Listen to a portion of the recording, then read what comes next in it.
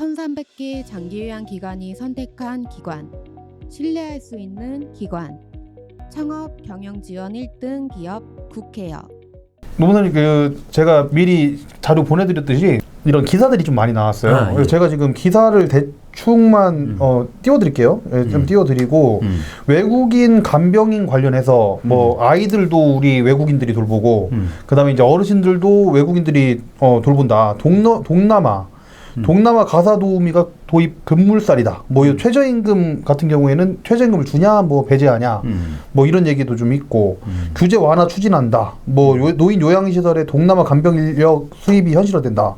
그리고 요양보호사 자격 취득을 위해서 외국인도 할 수 있느냐, 뭐 이런 이야기들이 쭉쭉 올라오고 있습니다. 예, 그래서 그거를 미리 좀 보내드렸었는데 그래서 이 부분에 대해서 우리 시청자분들도 많이 관심을 좀 가지고 있고 예. 그리고 특히 또 요양보호사 관련해서는 지금 요양보호사 선생님들도 보고 계시고 그다음에 사업주분들도 최근에 이게 시군구 지역보다는 읍지역, 면지역 이런 쪽으로 가면 갈수록 인력난이 굉장히 심해지고 있어요. 네. 그래서 이런 부분에 있어서 노무사님의 자문을 좀 구해보려고 미리 좀 자료를 좀 드려봤습니다. 예. 이 부분에 대해서 우리가 한번 얘기를 나누면 어떤가 이런 생각이 좀 들었어요. 일단 보내주신 자료를 쭉 봤는데 네네. 실제로 이런 기사들이 나오고 네네. 실제로 뭐 정부에서 이런 움직임을 취하고 있다는 자체가 그만큼 이렇게 필요하다는 거잖아요. 필요하다. 네, 그렇죠. 네. 필요하다는 거는 지금 간병인 또 아니면 또 우리 가사 도우미들이 부족하다는 이야기겠죠, 그죠? 그렇죠. 그러니까 이렇게 할 수밖에 없었던 거예요. 찾는 그게 수요는 많은데 네네. 공급이 따라가지 안 해준다. 네. 그러다 보면 수요와 공급이 엇박자 나게 되면 거기서 문제가 생기잖아요, 네. 그죠? 그래서 아마 이게 눈을 외국으로 돌린 것 같아요. 아마 그 이유가 이거 같아요. 현재 우리나라의 외국인 근로자들이 많이 취업해서 이제 일을 하고 있는데 그렇죠. 특히 이제 방문 허가제 또 이게 고용 허가제. 허가를 받고 들어오니까. 그죠. 네. 그렇게 정확히 말하면 고용 허가제라고 이 비자가 E9이에요. E9. 네. 고용 허가제로서 들어와서 일하시는 우리 외국인 근로자들이 지금 아마 대충 한 21만. 네. 21년 기준도 21만 되니까 지금 한 22만 정도 되지 않을까 생각돼요. 그리고 이제 방문 취업이라는 게 뭐냐면 구소련 중국 지역의 동포들을 우리나라에 일을 하시도록 5년짜리 비자예요. 지금도 많죠. 네. 그렇죠. 지금 그분들이 한 12만 3만 되고 그 F4라고 있습니다. F4. 근데 지금 계속 다 말씀하시고 얘기하겠네요. 네. F4 비자라고 이것도 특히 또 뭐 중국도 우리가 구소련 지역에 우리 동포들이 국내 들어와서 일하시는 분들이 한 40만 50만 되죠. 이쪽은 좀 많네. 그렇죠. 그런데 그분들이 들어와서 무슨 일을 하느냐? 물론 이게 우리 중국 동포분 또 이게 구소련 지역의 동포분들은 실제로 우리가 그 E9 고용 허가제로 들어오신 분들보다는 일하는 폭이 좀 넓어요. 그분들은 간병인도 할 수 있고, 간병도 할 수 있고, 원래 할 수 있고 지금 현재도. 그렇죠. 또 H2, 뭐 F4 아까 말씀드렸던지 그죠? 그게 지금 H2 그게 방문 취업자로 들어오신 분들이 한 12~13만 명, 또 그리고 또 F4 제외 동포 비자라고 제외 동포 비자로 가지고 일하시는 분들이 한 40~50만 명 정도 되니까 그죠? 그분들이 현재 좀 간병인 또 가사 도우미 이런 일을 많이 하시죠. 실제로 요양병원 가보면 외국인 간병인들 되게 많죠. 네. 그렇죠. 그래서 이게 우리가 그 외국인 요양원이라든지 요양원 아니죠. 요양병원이라든지 이런데 거의 간병인들은 거의 우리 동포들이죠. 그렇죠. 동포들이죠. 제가 말도 통하고. 그죠. 말도 통하고. 아마 10명 중에 한 8명 정도 되지 않을까? 굉장히 많아요. 그 정도 될 것 같아요. 그렇게 많은데 문제는 그럼에도 불구하고 부족하다. 그래서 눈을 돌린 것이다. 그래서 눈을 돌린 것이다. 보니까 정부에서 이게 아마 이게 우리가 이제 현재 지금 그 방문 취업 비자 H2, F4 제외 동포 비자 두 가지 종류 비자에 대해서 간병인을 인정했단 말이에요, 그죠? 그런데 그걸 외국 우리 어떻게 보면 H2와 F4는 우리 동포들이란 말이에요. 그렇죠. 동포가 아닌 외국인들, 순수한 외국인들한테도 이런 일을 할 수 있도록 허가를 하겠다. 그래서 비자를 이제 새로 하나 만든 거예요. 그렇죠. 그러니까 정확하게는 우리가 모든 외국인이 다 안 된다고 생각을 했었는데 실제 그런 게 아니라 애초부터 우리나라 동포분들은 거의 가능했었고 그다음에 이제 E7이라고 그래서 E7. E7이라고 해서 우리가 허락을 받고 우리나라에 허락을 받고서 오신 이쪽 일을 위해서 오신 분들은 또 간병인이 가능했었네요. 원래부터. 아니. 그게 아니라 자, 우리가 비자 종류가 총 몇 개인지 아세요, 우리나라? 아, 글쎄요. 몇 개나 될까요? 총 36개. 36개. 36개 중에 그 아까 제가 좀 전에 말씀드린 H2 방문 취업 비자, 그게 이제 우리 중국이라든지 구소련 지역의 동포들한테 이렇게 일할 수 있는 비자 그렇죠. 중에 H2 비자. 네, H2. 가장 늦게 2007년도 만들어졌거든요. 근데 그리고 E9 비자라고 있어요. E9 네네. 비자. E9 비자가 이제 우리가 방문 그 고용 허가제라고 우리나라하고 일단 그 MOU 협약을 맺은 국가가 16개 나라예요. 베트남, 이게 뭐 캄보디아, 인도네시아, 우즈베키스탄 해서 16개 국가들하고 MOU를 맺어갖고 거기에 있는 인력들을 단순 노무 관련해서 일단 일정한 절차를 거쳐서 우리나라에 이제 그 어떤 인력 수입을 하는 거죠. 뭐 한국어를 배운다든지 그렇죠. 이런 형식으로. 네. 그분들이 한 현재 21만, 2만 정도 되니까. 네네. 근데 그분들은 우리가 중국 동포, 그 H2, 네. F4, 네. 그분들 간병인이나 가사 도우미를 하지만 이분들은 할 수 없단 말이죠. 그래서 단순 노무, 실제로 뭐 식당이라든지 뭐 제조 뭐 이런 데서 일을 하시는 분들이 한 20몇만 되는데 이분들까지 간병인을 할 수 있도록 가능하게끔 문호를 넓힌다. 그렇게 되면 이 너무 많아지잖아요. 네네. 그래서 이 나이는 제한하고 별도로 E7이라고. E7은 약간 이 나이는 단순 비전문 취업이라고 그래요. 이 나이는 비전문 취업인데 아니 이 나이냐 그렇지. 이 나이는 비전문 취업인데 E7, E7은 특정 활동이라고 약간 전문적인 네. 기술력을 갖고 있는 사람들이 우리나라에 들어오는 거예요. 들어와서 비자를 갖는 거예요. 그 E7 중에서도 E7S를 만들어서 그게 간병인 비자예요. 그분들은 아마 외국에서 예를 들어서 뭐 전문적인 간호사라든지 그죠? 또 한국어 교육도 하고 상당히 우수한 인력들이 국내에 아마 들어오게 될 거예요. 그러면 실제로 자국에서는 우수한 인재인데 그렇죠. 그중에서 선별돼서 우리나라로 들어오는 거네요. 결과적으로. 아마 이렇게 생각해 보시면 될 것 같아요. 우리나라가 옛날에 독일에 70년대 어려울 때 간호사들이 독일에 많이 일하러 가셨죠. 그렇죠. 그런 형태가 아닐까 생각하시면 될 것 같아요. 쉽게. 아이고 찰떡같이 이해하시겠네요. 그렇죠. 저희가 지금 확 와닿네요. 이렇게 말씀하시니까. 그래서 이게 뭐 이게 막 E7, E9 지금 현재 외국인 근로자 많이 들어와 있는데 그런 분들보다도 좀 더 우수한 인력, 특히 그러니까 전문 인력이다. 단순 노무라기보다는 이 일만을 위해서 한국어도 배우고 그렇죠. 그러니까 이제 실제 자국에서는 뛰어난 인재인데 이런 그렇죠. 인재들이 들어오는 거네요. 그래서 아마도 아마 간호사분들이 많이 지원을 할 것 같아요. 간호사들이 많이 간호사 아니면 또 이게 가사 간병이니까 이게 그렇죠. 요양 쪽에 또 공부를 하신 분들, 간병 쪽에 공부를 하신 분들, 이쪽에 또 경험이 있는 분들이 많이 유입되고 그분들이 한국어 능력까지 상당한 이게 수준이 된다 그러면 우리나라 독일 경쟁력이 있겠죠. 그러면 그렇게 생각하면은 실질적으로 나오는 부정적인 기사들에 비해서는 그 부분에 대한 생각보다는 그래도 굉장히 우수한 인재들이 오니까 그렇죠. 아무래도 나쁘지 않겠다는 생각이 좀 드네요. 그게 아마 이게 고객 입장에서는 고객이라는 건 우리가 환자분들이겠죠. 그걸 많이 걱정하시더라고요. 간병인 요양병원이라고 하는 예를 들을게요. 그렇죠. 간병인의 요양병원에 이제 누워 계신 환자분들이 많이 있지 않습니까? 그렇죠. 보호자들이 굉장히 우려를 많이 해요. 우려를 많이 하세요. 저희 어머니도 요양병원에서 7년을 계시다가 돌아가셨는데 근데 간병인이 한 10여 번, 10대 번 바뀐 것 같아요. 사이사이에. 10대 번 아닌데 7년이니까 뭐 길게는 1년 넘게 하신 분도 있고 몇 개월 하다 그만둔 분도 있고 한 10번 정도 바뀐 것 같아요. 1년을 못 갔네요. 거의. 근데 10번 중에서 제가 지금 마음에 든 간병인들은 한 서너 명? 제 기억에. 왜냐면 그분 뭐 다른 분들은 뭐 이게 뭐 케어를 안 해주니까 얼굴도 막 뭐 이게 왜냐면 잘하게 되면 얼굴이 반질반질하고 그죠? 목욕을 시키니까 또 이게 그렇죠. 제대로 돌봤다면 그렇죠. 제대로 막 이게 안 돌게 되면 막 아무리 표가 나죠. 표가 나요. 입안에 뭐 이게 있잖아요. 그럼요. 입안에도 닦아주고 맞아요. 그래서 이게 그렇게 되면 아마 경쟁이 되겠죠. 지금은 국내 요양병원에 우리 그 간병인들은 내국인들은 거의 뭐 10명 중에 한두 명 많지 않아요. 그 중국 동포분들이에요. 네네. 또 그분들한테 맡기니까 그분들이 철밥통 돼 갖고. 네네.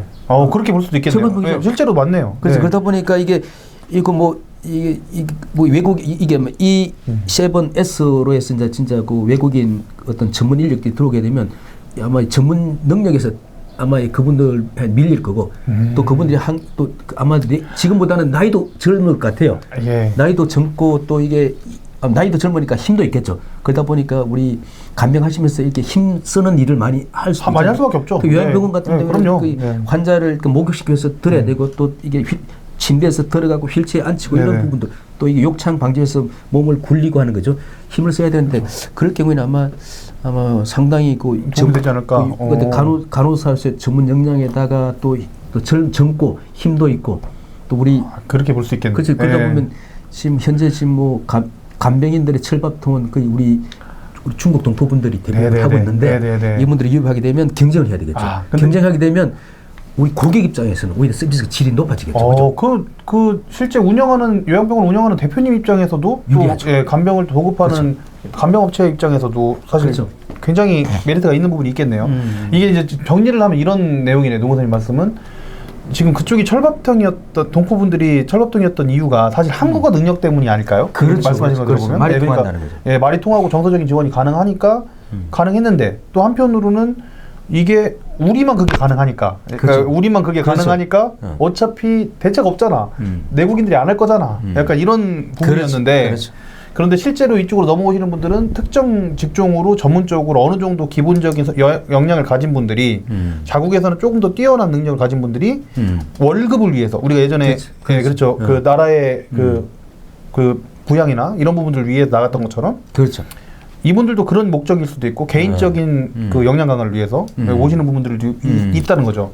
그렇게 따지면 처음에 한국어 능력이 좀 차이 나는 부분은 실력 있는 분들은 따라올 것이고. 그렇죠. 뭐 시간이 갈수록 아무래도 한국어 능력 늘어나니까. 그렇죠. 늘어날 거고 또 상대적으로 젊은 분들이 또 오다 보니까 이런 부분들이 적응이 또 빠를 거고. 그렇죠. 이런 부분들은 그렇게 보시는 거네요. 국가 사회적으로 볼 때는 이거는 고객 입장에서 볼 때도 상당히 유리한 쪽으로 방향이 흘러갈 것 같다. 처음에는 아마 이게 뭐 현재 이제 간병업을 하고 계신 분들은 반발할 수도 있겠죠. 그렇죠. 자기들의 어떤 밥그릇이 뺏긴다. 그렇죠. 우리 영역을 침범한다 이렇게 생각할 수 있지만 어차피 국가가 그런 정책을 만들어서 시행하고 있기 때문에 그쪽으로 가는 거잖아요. 그래서 거부할 수 있는 어떤 현상으로 지금 돼 있는 거고 뭐 앞으로도 지금 우리 뭐 노령화되고 또 이게 간병 인력이 부족해질 테니까 그죠.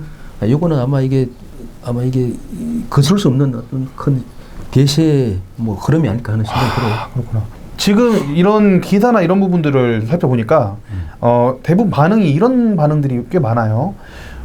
지금 한 3년, 4년간 이 최저임금이 굉장히 많이 올랐잖아요. 그렇죠. 예, 그런데 지금 이 오는 인력들도 최저임금이나 이런 부분들, 노동법에 그 법을 적용을 받는지 여부, 뭐 이런 것들을 굉장히 많이 생각하시더라고요. 최저임금보다 적게 주는 것인지, 아니면 최저임금 이상은 이런 분들도 그 오시는 외국인들도 다 적용이 되는 것인지. 예, 실제 이 부분에 대해서는 어떤가요? 실제 적용이 되나요? 현재 정부 입장은 최저임금을 이분들한테 달리 적용해서 법을 바꾸지 않겠다. 바꾸지 않겠다. 이분들한테 최저임금 당연히 우리가 이게 노동법은 국적 불문하고 평등하겠죠. 평등이죠. 우리가 ILO에 이제 가입돼 있는 국가고요. 그래서 외국인이라 해서 뭐 임금이라든지 근로 조건에 차별할 수는 없다. 그게 정부의 기본 방침 같아요. 기본 방침.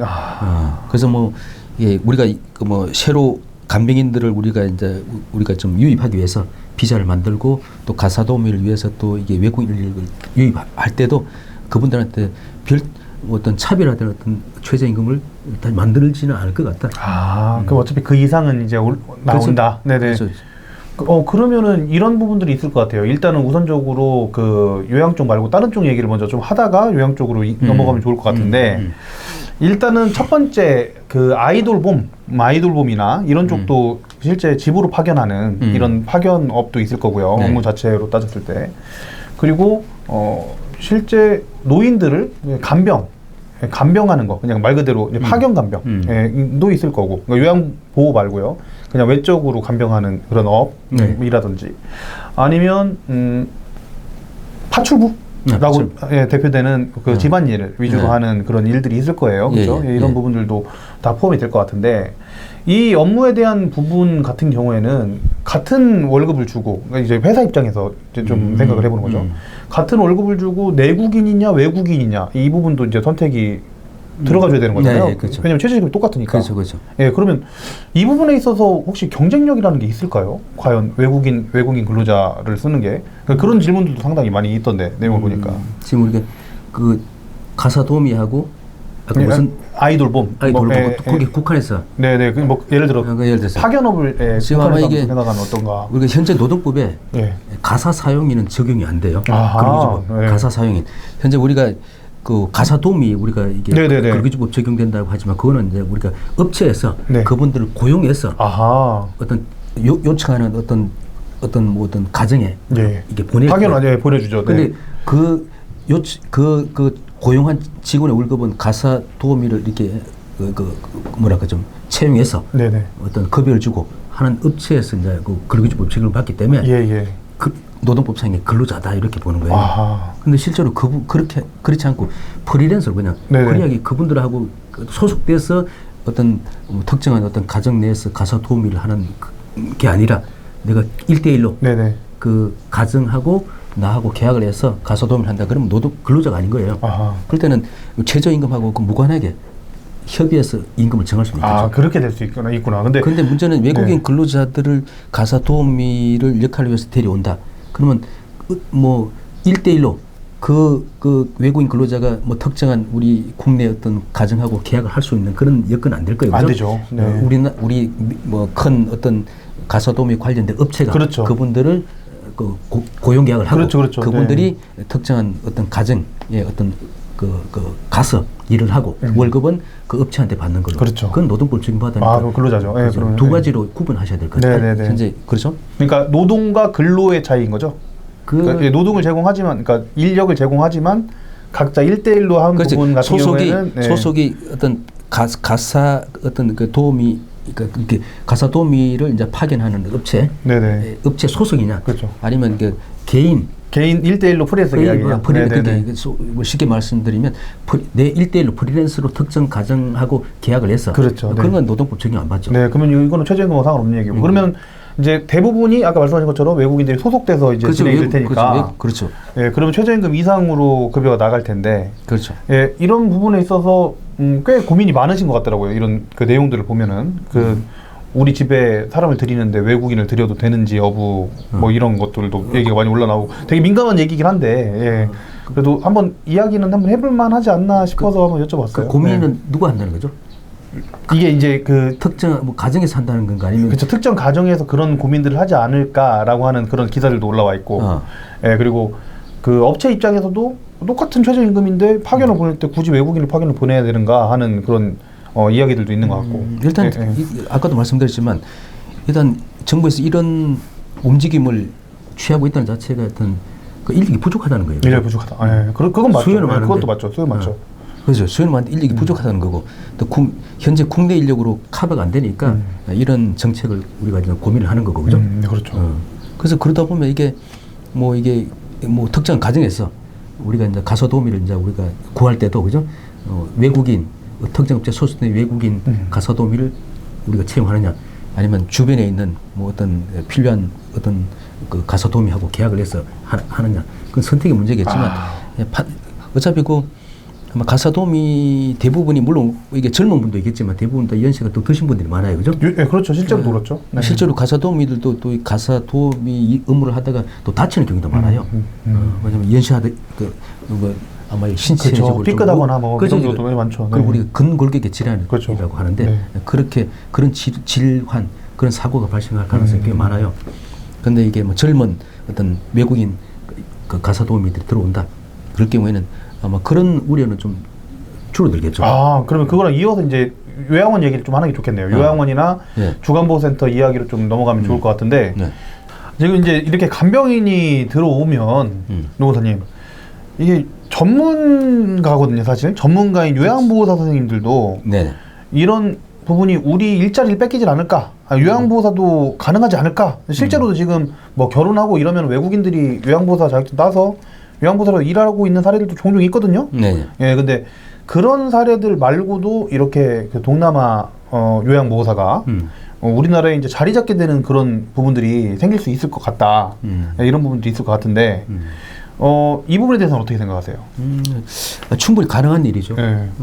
어차피 간병인뿐만 아니라 요양보호사도 상당히 수요가 많이 좀 더 늘어났어요. 그렇죠. 예. 수요가 예. 늘어나고 네. 공급이 굉장히 좀 딸리는 그런 그렇죠. 상황이에요. 예. 그 지방 뭐 요양원이나 그런 기관들은 아마 요양 보호사 구하기도 쉽지 않을 거예요. 그렇죠. 정말 힘들죠. 아마 예. 이거는 앞으로 한 5년만 지나간다, 10년 네. 지나간다. 매년 다른 느낌이에요. 느낌은. 그때는 네. 진짜 많이 부족할 거예요. 그렇죠. 2030년도에는 2대1 부양이라고 하더라고요. 예. 그렇기 때문에 간병 현재 정부에서 간병인만 E7S 비자를 만들어서 네, 네. 결정됐지만 요양보호사 쪽도 어차피 뭐 비자를 만들어서 아마 전문 인력을 아마 유입할 가능성이 이건 아마 대세 같아요. 아까 말씀하신 것처럼 특정 활동을 위한 비자. 그렇죠, 그렇죠, 네네. 그렇죠, 그렇죠. 이거는 요양보호사는 간병인보다는 조금 더 이게 자격 조건이 좀 그렇죠. 까다롭잖아요. 실제로 시험도 봐야 되고. 그렇죠. 현재는 네. 좀 뭐 거주 F2 네. 그리고 뭐 재외 동포 비자 F4 그리고 영주 F5 예. 결혼 이민 F6 그렇죠. 네. 방문 취업 비자 요 비자에 한해서 이제 우리가 그 시험 보면 그 네. 시험을 응시할 수 있도록 예, 자격을 예. 부여하고 있는데 아까 간병인 아까 E7S처럼 예, 예. 이분들은 아마 이 간병인보다 좀 더 이게 좀 우수한 인력들이 그렇죠. 유입될 수도 있어요. 그분들에 한해서 특정한 어떤 비자를 만들어서 그분들도 국내에 공급할 수도 있겠죠. 또 가까운 예로 일본 같은 경우에도 일본, 네. 유학 비자. 유학 비자. 우리나라는 네. 이제 유학 비자가 D2 비자라 그래요. 예. 그죠? 유학 비자로 들어오신 분들은 일주일에 한 30시간씩 알바를 할 수 있어요. 그죠? 네네네. 물론 우리나라도 30시간 체류 자격 외에 활동 허가를 받게 되면. 예, 예. 근데 그 일본 같은 경우에는 이제 그 유학 비자를 갖고 오신 분들한테 일단 요양 보호사 업무를 할 수 있도록 문을 이제 개방했죠. 현재 그쪽도 그러니까 우리보다 한참 일찍 부족했으니까. 그렇죠, 네네, 그렇죠. 인력이. 그래서 우리나라도 아마 이게 뭐 그런 아마 방향으로 아마 가지 않을까 하는 생각이 네. 들어요. 물론 일본하고 똑같이 갈지 아니면 아예 그 F 그 7S처럼 그죠? 네네. 그런 비슷한 비자를 하나 만들어서 그냥 실제로 그 송출 국가에서 어떤 일정한 어떤 자격과 어떤 시험을 거쳐서 우리나라에서 뭐 우리가 우리나라로 유입시킬지 하는 부분은 뭐 정부에서 결정할 일이겠지만 일단 결론적으로 요양보호사 시장도 외국인 전문 인력들이 국내에 들어오는 시간 문제다 이렇게 정의할 수 생각할 수 있을 것 같아요. 그렇게 생각할 수 있겠네요. 네, 그러면 지금 실제로 요양보호사 선생님들 입장에서는 이게 굉장히 민감한 문제일 수도 있겠다는 생각이 좀 들고 그러면 이제 회사 입장에서도 이게 과연 강점이 있는가 이런 부분들도 대표님 입장에서도 강점이 있는가? 그러니까 사실 비슷한 부분일 것 같아요. 요양보호사님 입장에서도 내 일자리를 뺏기는 게 아닌가라는 생각을 할 수도 있을 것 같고. 그렇죠, 그렇죠. 네, 그리고 대표님 입장에서는 어차피 급여를 뭐 이렇게 차등화해서 하기는 좀 어려운데 굳이 외국인 요양보호사를 뽑았을 때 장점이 있을까? 이런 부분들을 우리가 논의해 볼 수 있을까요? 혹시? 그러니까 단점은 뭐 말이 좀 잘 안 통한다 뭐 이런 부분들은 있을 그렇죠. 것 같긴 한데 예. 혹시 장점이나 이런 부분들이라고 생각하는 부분이 있을지 우리 왜냐면 우리가 이제 이런 부분들을 활용해야 될 거 아니에요. 국가 정책이 바뀌면 그렇죠. 예, 활용이 좀 돼야 되니까 우리 시청자분들한테 이 활용 방안에 대해서 예, 이 정책을 활용하는 방안 뭐 이런 정도로 이야기하면 좋지 않을까 좀 생각이 드는데요. 일단 좀 전에 말씀드렸듯이 요양보호사 시장도 외국인 전문 인력들이 일단 국내 유입되는 건 시간 문제다 이렇게 생각해요. 왜냐하면 앞으로 노령화 시대가 가속화되고 또 이게 젊은 이게 어떤 간병 인력들 특히 요양보호사 인력들이 아마 턱없이 부족하게 될 것 같습니다. 현재도 내국인보다 외국인이 많지 않을까요? 저도 뭐 통계는 내보진 않았지만 간병인은 많은데 요양보호사는 그 내국인이 한 몇 대 몇 정도 될 것 같아요? 내국인이 90% 이상이죠. 아직까지는. 그러면 이게 간병인 시장에는 사실상 이게 외국인 중국 동포분들이 거의 뭐 잡고 있죠. 있지만 이제 이게 요양보호사 시장은 또 다른 문제겠네요. 그렇죠. 내국인들이니까 우리 내국인들의 어떤 밥그릇을 우리 어떤 영역을 외국인들이 침범한다 이렇게 생각하시면서 상당히 좀 이게 어떤 거부 반응? 네, 실제로는 어떠냐면 그 요양보호사 자격증을 가지고 있는 분이 100만 명이 넘는데 예, 실제 일에 투입되는 분은 그 중에 뭐 4분의 1, 5분의 1 정도밖에 안 됩니다. 그러니까 뭐 2, 30만 명? 예, 제가 정확한 통계를 지금 외우고서 말씀드리는 건 아니니까. 근데 이게 이제 자격증만 따놓고 꺼려하시는 분들도 많고요. 일을 하는, 그래서 자격증이 없는 게 아니라 실제 일하시는 분이 많지 않은 거죠. 그러니까 사람 뽑기가 어려운 그런 상황인 거죠. 상황 자체가. 실제로 자격 갖고 계시면 한 100만 명 가까이 되는데 실제로 이제 일할 의지가 있고 어떤 경제 활동 그렇죠. 일할 의지가 있고 실제로 일을 하고 계시는 분들이 한 20-30%밖에 안 된다는 거예요. 게다가 연세도 많죠. 연세도 많고. 굉장히 많은 분들이 많아서. 그럼 일단 20-30명이 일단 한계라고 봐야 되겠네요. 그죠? 한 30만? 40만? 20-30 한 30만 명? 네네. 30만 명. 30만 명으로서는 아직까지 또 특히 뭐 이게 우리가 도시 지역에는 뭐 아직까지 여유가 있지만 그렇죠. 여유가 좀 있죠. 도서 네. 뭐 산간 지역 어떤 지방에는 굉장히 부족한 정말 힘들어하세요. 이 인원수 맞추는 걸 정말 힘들어하세요. 네. 그럼 시간이 갈수록 이런 인원 인력 요양보호사 부족 현상은 가수가 될 것 같다. 그렇죠. 그렇게 되게 되면 정부에서도 어떤 일본처럼 그죠? 그렇죠. 그런 어떤 정책을 한번 고민할 수밖에 없을 것이고 그렇죠. 이거는 시간 문제다. 그렇게 되면 외국 전문 인력들이 오게 되면 또 국내 요양보호사들의 어떤 상당히 어떤 거부 반응 있을 것 같아요. 예, 당연히 있겠죠. 네네. 왜냐하면 이 옛날에 뭐 이 방문 취업제 뭐 우리가 고용 허가제 우리가 도입했을 때도 내국인 어떤 그 인력들이 상당히 반발을 많이 했죠. 많이 했죠. 네네. 많이 했죠. 네네. 우리 밥그릇 뺏긴다. 그럼요. 그래서 아마 분명히 뭐 그런 반응이 있겠지만 이거는 정부에서 어떤 정책을 결정해서 실행하게 되면 이건 뭐 반발한다고 해서 일단 정책을 취소하거나 이게 뭐 거둬들일 그런 상황이기 때문에 그 상황을 미리 우리가 대비를 해야 될 것 같아요. 우리 요양보호사 한 20-30명 활동하시는 분들도 우리 밥그릇이 뺏긴다 이렇게 생각하지 마시고 어떤 그런 시대는 뭐 일본에 예를 일본을 보더라도 외국 전문 인력들이 요양보호사 시장에 들어올 수밖에 없구나 하는 어떤 상황을 미리 좀 생각을 하고 계셔야 될 것 같아요.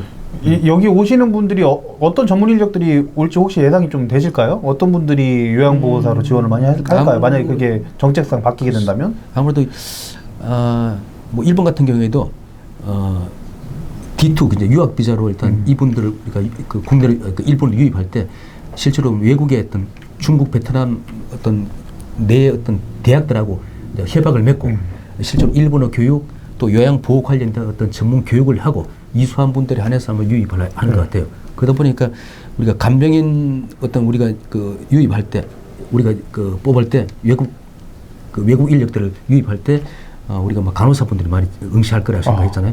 근데 요 영역에는 요양보호사 쪽에서는 요양보호사 관련된 공부를 하거나 이쪽에 아마 경험과 어떤 자격이 있는 분들이 들어올 것 같아요. 젊은 분들이겠죠. 젊은 분들. 그러니까 상대적으로 요양보호사로 이게 이제 시험도 봐야 되고 한국어도 그렇죠. 능력이 좀 돼야 되고 그렇죠. 그러다 보니까 그쪽 타국에서는 고학력자들이 그렇죠. 많이 넘어올 것이다. 아마 간병인보다는 요양보호사 자격이 좀 더 엄격하니까. 일단 간병인보다도 오히려 강력이 높고 또 어떤 뭐 이게 관련된 어떤 역량이 있어야 되겠죠. 네네. 요양보호사 관련된 어떤 공부도 좀 하시고 또 뭐 관련된 의학 공부도 좀 하시고. 네네. 그죠. 간병교육도. 그러니까 일리가 있는 말씀이네요. 그러니까 본국에서는 어쨌든 이게 상위 클래스로 따지면 상위 클래스 그렇죠. 공부나 이런 부분들 많이 한 친구들이지만 거기서 이제 취직하는 것보다 이쪽에서 취직하는 게 최저임금이 높다 보니까 오면은 아무래도 본인들한테 도움이 되니까 이렇게 그렇죠. 지원을 하겠네요. 그렇죠. 뭐 특히 뭐 방글라데시 우리가 이게 캄보디아 이런 나라는 현재 국내 이게 그 임금 격차가 굉장히 커요. 엄청나죠. 10배 이상 될 거예요. 그렇죠. 그러다 보니까 이게 국내 최저임금 받더라도 그 나라 가게 되면 굉장히 고임금이 될 수 있겠죠. 그죠? 그래서 굉장히 고인력들이 올 것 같아. 그렇게 되면 일단은 그러네. 아까 말씀하신 그 질문에 답변을 드리면 일단은 국내 요양보호사들의 어떤 반발이 굉장히 심할 것이다. 그렇지만 반발한다고 국회 앞에서 데모한다고 해서 이 정책을 거둬들이진 않을 거예요. 그죠? 그렇죠. 그게 한 5년이 될지 10년이 될지 모르겠지만 뭐 큰 시간 문제다. 뭐 만약에 오게 되면 요양보호사들도 이렇게 크게 무조건 반대할 일은 아닐 것 같아요. 현재 요양보호사 선생님들의 연령대가 높죠. 굉장히 60대 이상. 70, 80. 그렇죠. 많죠. 굉장히 높기 때문에 실제로 요양보호 업무를 하는 게 쉬운 일이 아니지 않습니까? 그럼요. 어르신들을 뭐 굉장한 일이에요. 예를 들어서 뭐 이게 목욕을 하기 위해서 어르신들 뭐 이게 뭐라 그러죠? 부축해서 그죠? 그렇죠. 아니면 이게 들고 다치시기도 하고. 그죠. 그죠. 뭐 이게 뭐 또 욕창 났을 때는 또 이게 체위 변경도 하고. 그런 힘든 업무를 하시니까 연세 드신 분들이 굉장히 부담스럽겠죠. 그렇죠. 또 그걸로 인해서 또 우리 요양보호사 선생님들이 뭐 이게 근골격계 질환 달고 사시에요. 그렇죠. 손목, 어깨, 맞아요. 허리 이런 걸. 그러다 보니까 그래서 뭐 목욕을 하면 시키는 것도 아마 큰 일일 수도 있어요. 그런데 젊은 외국인 어떤 요양보호사가 어떤 요양원에 한 명이 들어왔다. 그럴 경우에는 연세 드신 분들이 그분한테 의지를 많이 하겠죠. 그러네요. 남자 요양보호사들도 그렇죠. 많이 지원할 수 있겠네요. 네. 그렇죠. 아마 외국인 요양보호사들은 아마 이게 국내에서도 이게 남자가 더 많을 수도 있어요. 우리나라에서는 남자 요양보호사가 많지 않아요.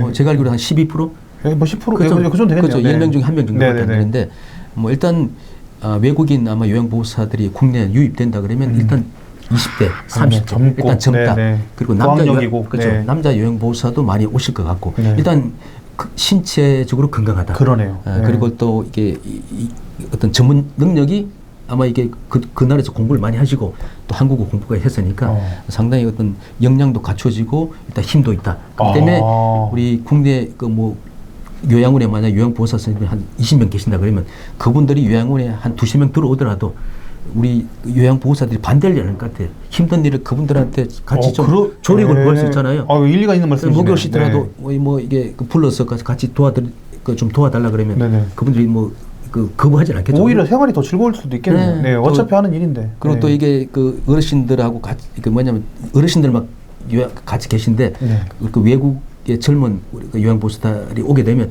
또 분위기가 좀 바뀔 수도 있어요, 그죠? 그렇죠. 또 그분들하고도 뭐 대화도 하면서 또 새로운 또 어떤 문화와 어떤 접촉하면서 공부도 되고. 본인들도 한국어를 공부하기 위해서 엄청 노력을 하겠네요. 그렇죠. 그 이야기도 많이 그렇죠. 하고. 서로가 서로한테 이익되는 부분도 있을 것 같아요. 네? 내 밥그릇을 뺏는다는 그런 부정적인 어떤 그런 보다도 네네. 그분들을 통해서 내 일에 도움을 좀 받을 수도 있겠다. 그리고 또 그 젊은 분들 오면서 또 외국인들 오게 되면 또 우리 뭐 어떤 뭐 아들 손잡으라고 같이 일하는 거니까. 그렇죠, 그렇죠. 예, 그렇죠. 그분들하고 대화도 하면서 그 나라에 또 같이 있다 보면 이런저런 이야기도 할 거 아니에요, 그죠? 다른 나라의 어떤 문화라든지 접촉할 수 있는 간접적으로 접촉할 수 있는 계기도 되고 아마 이게 뭐 상당히 좀 변화는 있을 것 같지만 그게 변화가 좋은 쪽으로 아마 이게 좋은 변화가 되지 않을까 하는 생각이 드네요. 그러니까 노원장님 말씀은 우리나라의 기본적인 폐쇄성 때문에 부정적인 면이 많이 부각이 됐지만, 그렇죠. 그렇지만 실질적으로 오는 인력들은 그 나라에서는 굉장히 출중한 인재들인 거고, 그렇죠. 실제로 그분들이 이쪽으로 오는 이유도 뭐 임금이나 이런 부분들 차이가 나니까, 그렇죠. 굉장히 본인들 입장에서 긍정적인 거고, 그리고 우리나라의 실제 이 업이라고 하는 부분이 요양보호사 업무, 그다음에 간호사 업무 이런 케어 업무 자체가 협업하는 업무이기 때문에 협력상 굉장히 도움이 될 것이다. 노노케어, 그러니까 지금 노인이 노인을 돌보는 이런 시대에서 앞으로 가면 갈수록 더 젊은 피가 도움이 될 것이다. 이렇게 좀 보고 계시는 부분이 있네요. 네. 그리고 또 우려하시는 부분이 지금 현재 E9 우리가 이제 고용허가제로 들어오시다 20만 명 넘고 E7 비자가 한 2만 명 정도 돼요. 네네. 그리고 뭐 우리가 이게 간병인 그 비자로 들어오신 분들이 뭐 몇백 명 될지 초반에 몇천 명이 될지 모르겠지만 국내에서 아마 적절하게 인력 통제도 하고 관리도 하기 때문에 100% 이게 갑자기 젊은 우리가 외국인 요양보호사들이 국내 요양보호사 대체한다 이렇게 그런 우려는 할 필요 없을 것 같아요. 적절하게 국내 어떤 그 요양보호사들의 어떤 그 뭐랄까 좀 고용도 보장하면서 그죠? 그래서 뭐 부족한 부분만 채우겠다 아마 이렇게 가는 게 그렇죠. 그렇죠. 그러다 보니까 잘하고 있는데 그 인력을 그렇죠. 그렇게 하면 안 되죠. 그래서 또 뭐 한 요양병원마다 많아봤자 뭐 한두 명 처음에 그렇게 되겠죠. 두세 명. 그러면서 이제 어차피 연세 드신 분들이 이제 더 이상 요양보호사 역할을 할 수 없을 때 한두 명 더 들어오고 이렇게 해서 크게 뭐 우리가 밥그릇을 뺏는다. 강탈한다 이런 수준은 아닐 것 같아요. 그러니까 이제 우려하는 건 우려로 끝날 가능성이 높다. 그렇죠. 오히려 도움을 받고 뭐 그렇게 뭐 그분들 때문에 내 일자리를 뺏긴다 그런 우려는 안 하셔도 될 것 같아요. 그리고 뭐 우리가 사업주 입장, 기관의 입장에서도 젊은 어떤 이런 요양보호사들이 그죠? 국내 유입되게 되면 물론 급여는 똑같아요. 그렇죠. 급여는 똑같지만 아까 말씀드렸듯이 그분들 통해서 어떤 요양병원의 어떤 분위기도 좀 바뀔 수도 있고 또 젊은 분들이 또 유입됨으로 인해서 또 우리가 어르신들의 어떤 케어하는데 또 도움이 될 수도 있고 그죠? 그래서 아마 이게 그렇게 부정적으로 일단 아마 이게 상황이 그렇게 뭐 전개될 것 같지는 않아요. 하긴 이제 더 말씀을 더 나눠도 거의 어느 정도 긍정적인 부분들은 나온 것 같아요. 그러니까 결과적으로 지금 현재 승인이 난 요양병원에 있어서도 간병인 문제에 있어서도 지금 현재 있는 제 동포분들이 잡고 있는 이 시장을 그렇죠. 시장을 새로운 인력들이 유입됨으로써 요양병원 입장에서도 크게 나쁘지 않은 게 이게 정말 인성 이런 게 되게 중요하잖아요. 그렇죠, 케어를 할 때. 그렇죠. 근데 이런 부분에 있어서 좀 더 좋은 인력들을 계속 뽑아갈 수 있는 부분들이 이런 장점이 있는 거고, 그 다음에 환자 입장에서도. 그렇죠. 환자 입장에서도 더 좋은 분들이랑 경쟁을 같이 통한 서비스. 그렇죠. 서비스 질이 향상이네. 맞네요. 네네. 그러니까 똑같은 논리 같아요. 요양보호사도 그러네요. 요양보호사도. 요양보호사는 특히 아까 말씀드렸지만 간병인하고 다른 게 90%가 이제 내국인이잖아요. 그죠? 네네. 내국이다 보니까 우리 밥것을 뺏긴다고 하지만 뺏기는 게 아니고 부족한 부분에 대해서 아마 외국인 그렇죠. 전문일 네. 때 유입될 거고 그분들이 오히려 현재 어르신들의 업무를 도와주면 도와주지. 그죠? 그렇죠. 도움이 될 것 같아요. 그 기관 입장에서도 또 우리가 그 젊은 분들이 유입됨으로 인해서 어르신들의 요양보호사 어르신들의 업무를 좀 더 도와주면서 그죠? 네네. 같이 이렇게 협업하면서 서로가 이익이 되지 않을까? 근데 그렇게 생각하면 순차적으로도 그 우리 지금 음면 지역, 그렇죠. 농어촌 지역부터 요양보호사가 순차적으로 생각보다 더 빠르게 그렇게 될 수 있긴 하겠네요. 왜냐하면 제가 지금 노무사님 말씀을 들으면서 느낀 게 최근에 노인학대 문제가 정말 인성 문제 때문에 생기는 노인학대 문제들도 있지만 인력을 우리가 이제 가산이라고 하는데 네네. 원래 이제 기본 배치보다 더 뽑았을 때 더 뽑고 싶어도 뽑으면 원래 이제 국가에서 기본 지원이 좀 되거든요. 70% 정도. 예, 근데 더 뽑고 싶어도 인력이 없어서 못 뽑아서 막 어떤 요양원 가면은 기본 배치를 하다 보면 1대 10 한 분이 막 어르신 10분을 막 식사를 드려야 되고 같은 시간에 물리적으로 이 서비스가 제대로 이게 그렇죠. 막 행할 수가 없네요. 예, 그러니까 막 비벼가지고 드리고 이게 노인학대가 되고 입에다 밀어 넣고 막 이런 게 나오는데 실제 진짜 인상이 안 좋으신 분들도 있어요. 예, 이거는 뭐 사회에도 그렇잖아요. 예, 근데 그런 문제들은 인력 문제라고 보통 많이 말씀을 드리는데 네. 그게 해결이 되려면 그게 외국인이든 아니면 우리나라 내국인이든 뭐 어떻게든 해서 인력 문제가 해결이 돼야지 그 부분은 많이 줄어들 거 아니에요. 아예 없어지긴 그렇죠, 어려워도. 그렇죠. 예. 그런 부분에서도 굉장히 좀 도움이 되는 부분이 있을 수 있겠네요. 그 노인 학대, 요양 서비스 질 문제는 사실은 이거는 인력 부족으로 인해서 요양보호사 선생님들이 부족으로 인해서 그죠? 인원이 부족한데 내가 그 많은 분들한테 제대로 된 서비스를 그 어떤 해드리기가 쉽지 않죠. 그죠? 그렇죠. 그리고 일이란 게 그렇잖아요. 또. 그렇죠. 예. 스트레스가 심해지면 그렇죠, 그렇죠. 예, 사람 대 사람 그렇죠. 예, 그래서 두는 거기 때문에. 요거는 이게 아마 이게 우리가 요양보호사 외국인 근로자들한테 요양보호사 자격 시험 응시할 수 있는 자격을 준다. 또 비자 그 관련된 비자를 만들어서 유입한다 하더라도 뭐 급격한 어떤 변화는 없을 것 같고 필요 지역부터 그렇죠, 이렇게 생각을 하면 그렇죠. 뭐 부족한 지역부터 점차적으로 이렇게 메고 가지 않을까.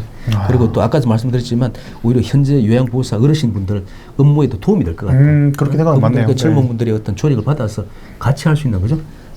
그렇게 생각하셔야 될 것 같아요. 그리고 이거는 뭐 앞으로 10년, 20년 지나게 되면 요양보호사 선생님들이 급급히 부족할 거고 어떤 노령화 시대가 가속화 될 거고. 실제 그렇죠. 이거는 뭐 돌이킬 수 없는 상황 맞아요. 같아요. 네. 상황이 그렇죠. 옆에 있는 옆 나라 일본의 경우 보더라도 그 유학 비자를 네네. 통해서 요양보호사 인력들을 확충하는 네네. 그런 사례를 보더라도 우리도 멀지 않았다. 예. 하는 생각이 드네요. 예, 저도 일본 견학을 한 최소 6번 이상 간 것 같은데 예, 네. 갈 때마다 예. 그쪽에서 그 내국인, 일본 내국인 말고도 예, 다른 분들이 실제 일하는 걸 보면은 그 웃고 되게 만족스러워했어요. 예. 제가 물론 뭐 괜찮은 곳 위주로 가서 그렇게 느낄 수도 있지만 예, 노무사님 말씀이 굉장히 그 현명한 뭔가 조언을 해주신 것 같아서 예, 참 오늘 괜찮은 자리지 않았나. 너무 걱정할 필요는 없을 것 같아요. 예. 근데 굉장히 부정적인 의견들도 많고 여론도 그래요? 많고 이러다 보니까 예, 그래서 이렇게 좀 부탁을 좀 드렸네요. 예. 실제로 그 우리가 고용허가제, 네. 방문 취업제 도입할 때도 반대 여론이 많았어요. 네. 근데 지금은 오히려 그 실제로 우리 식당 같은데 우리 내국인들이 그 취업 안 하죠. 많죠. 예, 그렇죠. 예, 거의 외국인들이 네네. 다 우리 중국 동포들 대부분 그죠? 그렇죠. 그분들이 다 이게 점유한 상태고 그리고 또 특히 이제 3대 업종이라 그래요. 건설 또 이렇게 제조업에 힘든 분들. 노무사님도 많이 하시죠? 네. 그렇죠. 네네. 그런 분들이 외국인들이 굉장히 많아요. 네. 그분들이 없다 보면 공장이 안 들어가요. 우리 국가를 위해서도 국가 사회적으로도 그분들이 필요해요 지금.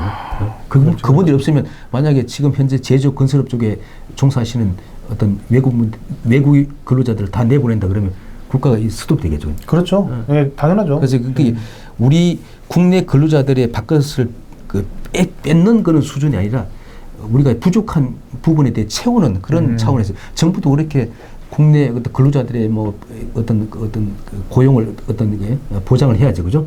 고용의 보장도 이렇게 그런 의무도 하지 않으면서 외국인을 대체하고 그런 그 잘못된 정책은 취하지 않을 거라고 봅니다.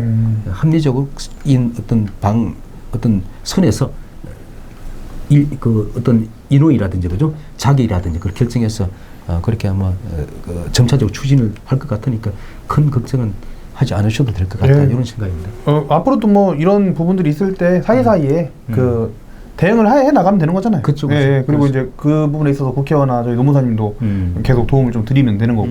그렇죠. 예. 우리도 뭐 연구를 좀 해야죠. 그렇죠. 네. 국회에서도 같이 고민을 하고 네. 또 만약에 이런 제도가 도입되더라도 국내 요양보호사들의 어떤 고용이 보장되면서 권익이 침해되지 않으면서 같이 이제 공존할 수 있는 그런 방안들을 우리가 고민을 하고 그런 부분들도 우리가 필요하게 되면 정부에다가 우리가 건의도 하고 네, 그렇죠. 그런 역할을 해야죠. 우리가 네. 국회에서 앞장서서 뭐 해야 될 것 같네요. 네. 아, 예. 오늘 좋은 말씀 감사드립니다. 예. 다음에 또 이런 자리 또 만들면 좋겠네요. 그렇죠. 예, 그렇죠. 예. 요즘에 이슈가 많잖아요. 또 안전이라든지 이런 그렇죠. 부분들도 그렇죠. 나중에 또 예, 이번에 또 위원이 또 되셔가지고 그렇죠. 예. 그래서 하여튼 요 부분은 아마 앞으로도 우리가 자주 이렇게 네, 한 번씩 네, 한 번씩 또 말씀을 중요한 내용 같아요. 예, 예. 그리고 또 우리가 이제 요양문에 일단 노동조합 노조 가입이 일단 조합 노조원들이 많이 좀 가입하고 있잖아요. 네. 그럼 요거는 뭐 나중에 합시다 그냥. 네, 그렇게 하시죠. 네, 그 밑에다가 댓글을 달아주시면 예, 다른 의견들이 있고 그러면 질문이나 이런 거 있으면 그렇죠. 제가 모아서 노무사님 한 번에 보실 수 있게 제가 드리면 답변을 또 해주실 수 있으시니까. 그렇죠. 네네. 그렇게 좀 댓글 많이 달아주세요. 댓글 달아주시면 댓글을 보고 또 우리가 좀 새로운 뭐 이야기를 또 하든지 또 다른 테마로서 여러분들한테 다시 한번 찾아뵙는 걸로 그렇게 하겠습니다. 아, 예. 아이고 오늘 그 시청해 주셔서 감사드리고요. 오늘 좋은 말씀 감사드립니다. 네, 고맙습니다. 네, 감사합니다.